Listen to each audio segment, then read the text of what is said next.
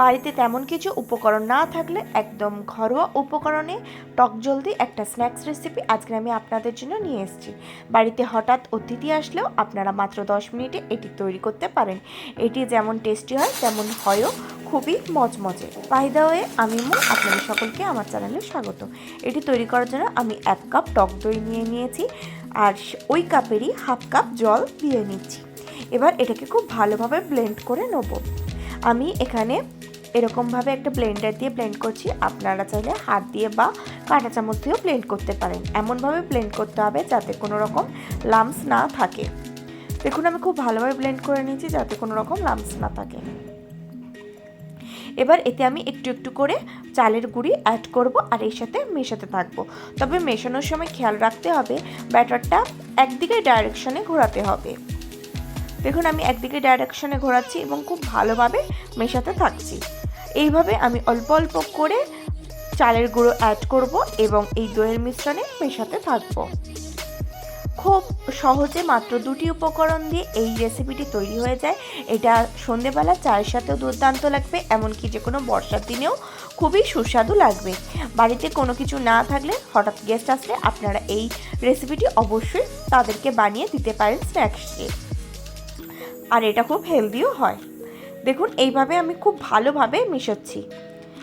কিছুক্ষণ পরে আমি একটুখানি জল দিয়ে নিয়েছি এবং হাত দিয়ে এটাকে খুব ভালোভাবে ফেটিয়ে নেবো যতক্ষণে এটা হালকা হয়ে যাচ্ছে।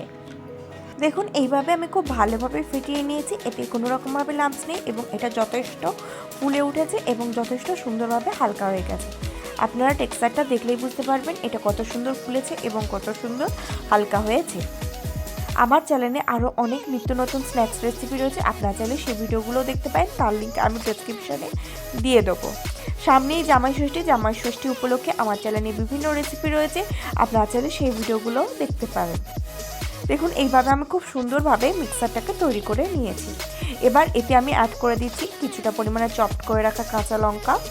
আপনারা যেরকম ঝাল খাবেন সেই অনুপাতে দেবেন। দিয়ে দিচ্ছি কিছুটা পরিমাণে টমেটো কুচি, আর দিয়ে দিচ্ছি কিছুটা পরিমাণে কালো জিরে, আর দিয়ে দিচ্ছি গোলমরিচ, আর দিয়ে দিচ্ছি স্বাদ অনুসারে নুন। এই সমস্ত কিছু দিয়ে এই ব্যাটারটার সাথে খুব ভালোভাবে আমি মিশিয়ে নেব। দেখুন, আমি খুব ভালোভাবে মিশিয়ে নিচ্ছি। আবারও এটাকে 2-3 মিনিট খুব ভালোভাবে ফেটিয়ে নেব। ফেটিয়ে নিলে ব্যাটারটা রেডি হয়ে যাবে। এদিকে সাইডে আমি সাদা তেল গরম করতে দিয়ে দিয়েছি। তেলটা গরম হয়ে যাওয়া পর্যন্ত অপেক্ষা করব। তেল গরম হয়ে গেলে গ্যাসটাকে একদম মিডিয়াম টু লো হিটে দেবো। দিয়ে এক এক করে এইগুলোকে তেলে দিয়ে ছেড়ে দেবো। দেখুন, আমি খুব সুন্দরভাবে এক এক করে দিয়ে দিচ্ছি। আপনারা ঠিক এইভাবে এক এক করে দিয়ে দেবেন। এই রেসিপিটা এতটাই অল্প সময় তৈরি হয়ে যায়, মাত্র 10 মিনিটেই রেডি হয়ে যাবে। দেখুন, আমি এক এক করে এইভাবে কড়াতে দিয়ে দিচ্ছি। এবার এটাকে খুব সুন্দরভাবে উল্টে পাল্টে একদম লাল করে ভেজে নেব। একদম প্রথমেই নাড়াবেন না। একদিকটা যখন হালকা ভাজা হয়ে যাবে অর্থাৎ গোল্ডেন কালার আসতে শুরু করবে তখন উল্টে দিয়ে অপর পাশটাকেও ভেজে নেবেন। এইভাবে উল্টে পাল্টে খুব সুন্দর করে গোল্ডেন ব্রাউন করে এটাকে একদম ভেজে নেব। দেখুন, এক পাশটা ভাজা হয়ে গেলে আমি আস্তে করে উল্টে দিচ্ছি, দিয়ে অপর পাশটাকেও ভেজে নিচ্ছি। এইভাবে দেখুন আমি খুব সুন্দর করে লাল করে ভেজে নেব। আপনারা যে কোনো সময় সন্ধ্যেতে আপনারা এই রেসিপিটি ট্রাই করতে পারেন। বাড়িতে গেস্ট আসলেও এটি ট্রাই করতে পারেন। এটা খুবই হেলদি এবং খুব অল্প সময় ঘরোয়া উপকরণে তৈরি হয়ে যায়।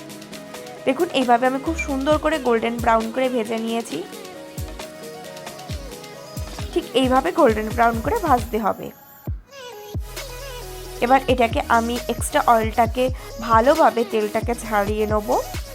নিয়ে একটা প্লেটে সাইডে তুলে রেখে দেবো। এটা যেমন সুন্দর মচমচে হয় তেমন খেতেও সুস্বাদু হয়। এবার এটাকে আমি সার্ভ করে দেবো টমেটো সস বা গ্রিন চাটনির সাথে। এটা দুর্দান্ত টেস্টি লাগবে গ্রিন চাটনি বা টমেটো সসের সাথে।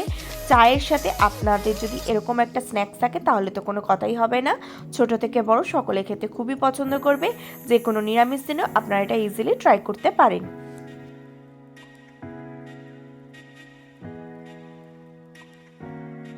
আশা করি আজকের ভিডিওটি আপনাদের ভালো লেগেছে। যদি ভালো লাগে তাহলে অবশ্যই লাইক করবেন, কমেন্ট করবেন, শেয়ার করবেন আর আমার চ্যানেলটি অতি অবশ্যই সাবস্ক্রাইব করে নেবেন এরকম নিত্য নতুন রেসিপি সবার আগে পাওয়ার জন্য।